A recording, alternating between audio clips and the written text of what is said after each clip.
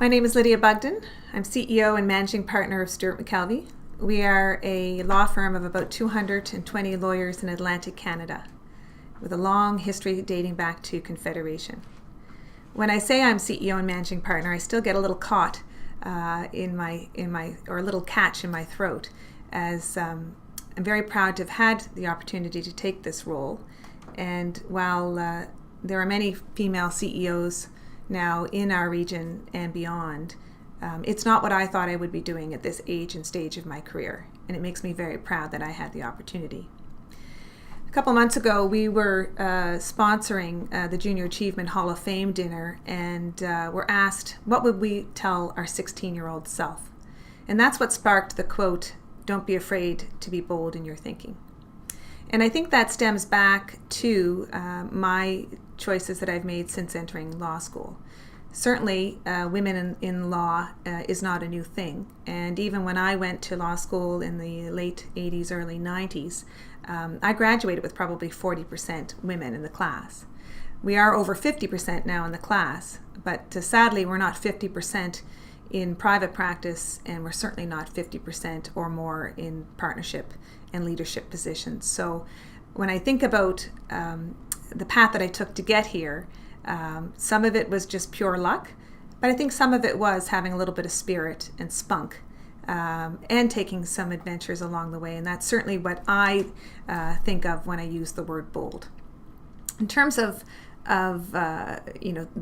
that path, it has taken many twists and turns, and I think that's another thing that I do think is embodied in the words "be bold in your thinking." Many people come out of professions and see one straight line from beginning until retirement, and that has changed, and that's certainly the case when you look at young lawyers. I came out in the early 90s after articling, and there wasn't a job for me in a firm. We were in an economic downturn, and the numbers of those being hired back was low. And so I did have to take a chance, and I had to leave my region, and I had to take a job that I had never thought I would be doing, either in an area of law or taking an in-house counsel role. But that leap has provided all of the launching pads for the opportunities and what I think are the adventures that I've had in my profession. When I look at how and where I've practiced, and the people that I've had the opportunity to learn from, and the mentors that I've had, it comes from thinking a little bit outside the box. It comes from using your intuition, aligning yourselves with people who you think you can learn from, and people that you do think may take a chance on you. When I moved to Toronto, I went in-house with Tim Hortons, and they had very few in their legal department at the time. I needed the opportunity to re-article, and they needed a young lawyer just to fulfill a contract role. That provided the launching pad to move on to what was at the time the Consumers Gas Company, Canada's largest natural gas distributor, rebranded while I was there as Enbridge, and a huge international company.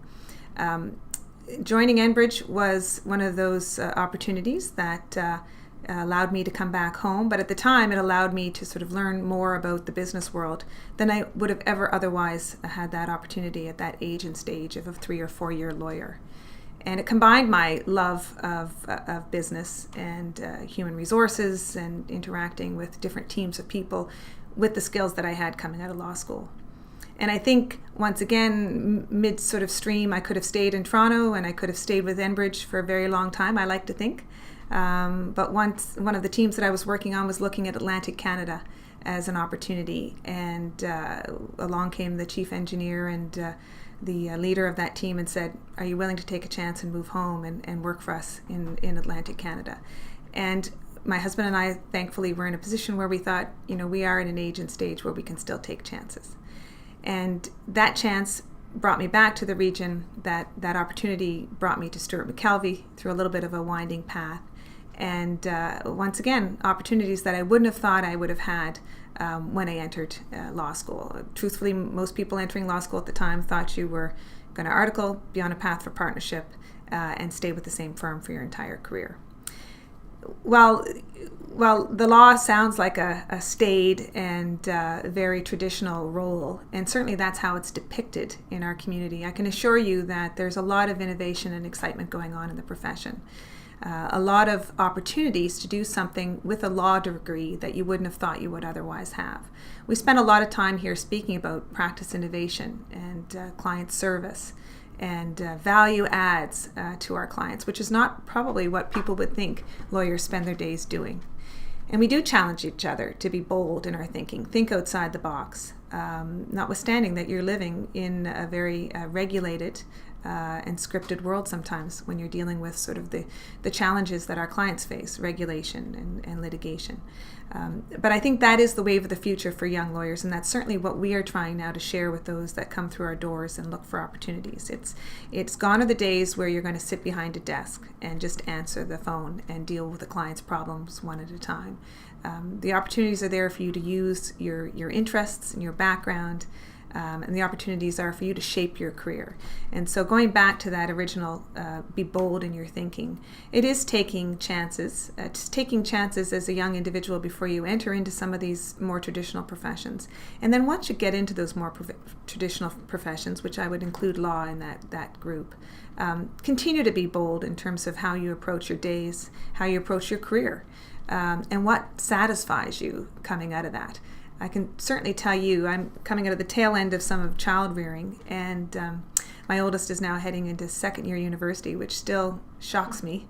But some of the proudest things that I take away from being in this profession, but in particularly being here at Stewart McKelvey and in private practice, is the ability that I've had to juggle a very happy, I think, and rounded family life with the independence that private practice has provided me, but at the same time meeting and working for some of the most long-standing and successful and very generous and giving family businesses in Atlantic Canada. That I think is what I will take as a significant pride point in terms of the highlights of my career, and that came from taking some chances in the early 90s when most people were thinking find a firm and stay there for the rest of your career.